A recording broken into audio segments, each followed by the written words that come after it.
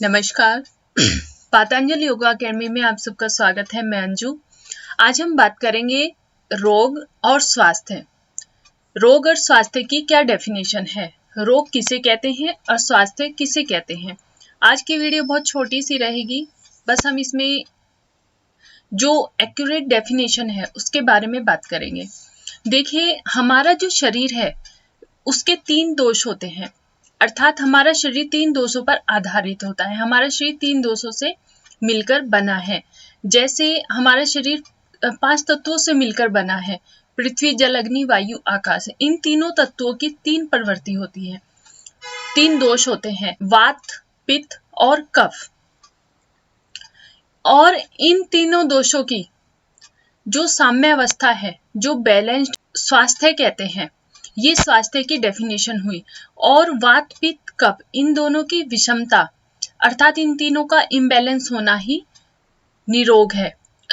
इन तीनों का इम्बैलेंस होना ही रोग है। यही रोग की डेफिनेशन है। अब हम देख लेते हैं कि जैसे वात, पित्त, कफ, ये 3 दोष है।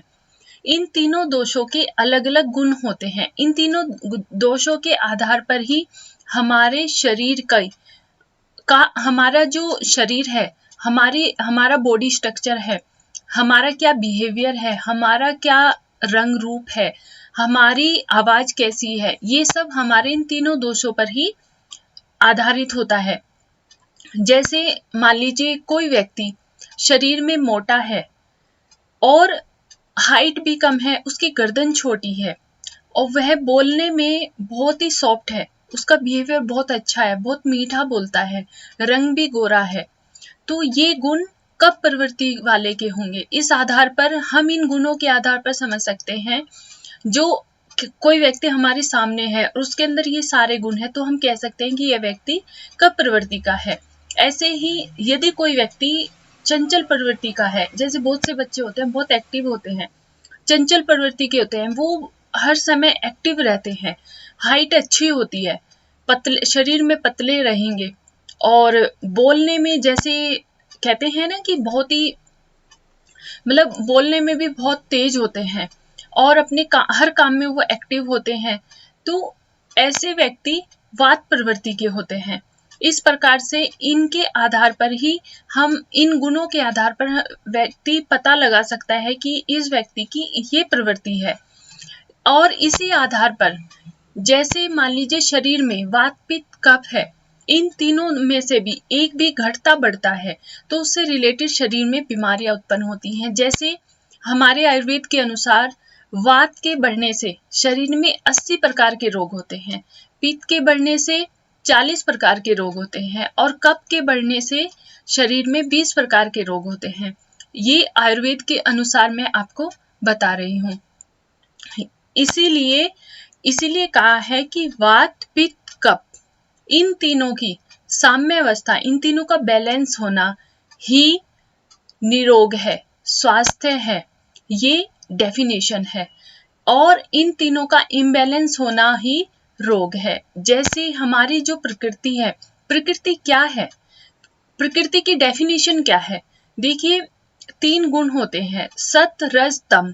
जैसे 5 तत्व हुए, 5 तत्वों के 3 दोष हुए, ऐसे ही इन दोषों के भी 3 गुण होते हैं, सत्व, रज, तम।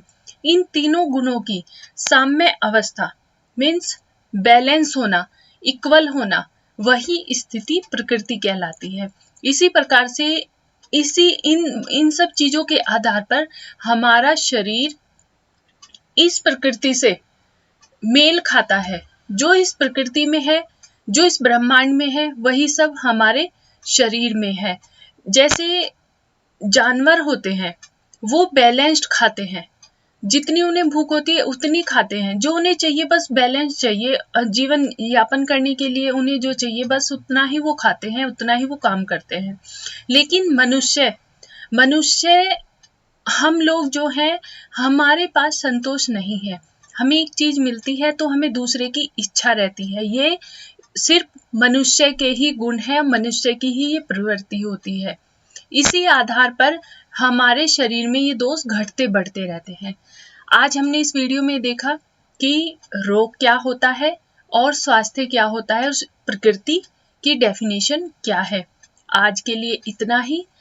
अब इस चैनल के माध्यम से आप इस चैनल पर योग से रिलेटेड, स्वास्थ्य से रिलेटेड नए नए वीडियो आपको देखने को मिलते रहेंगे।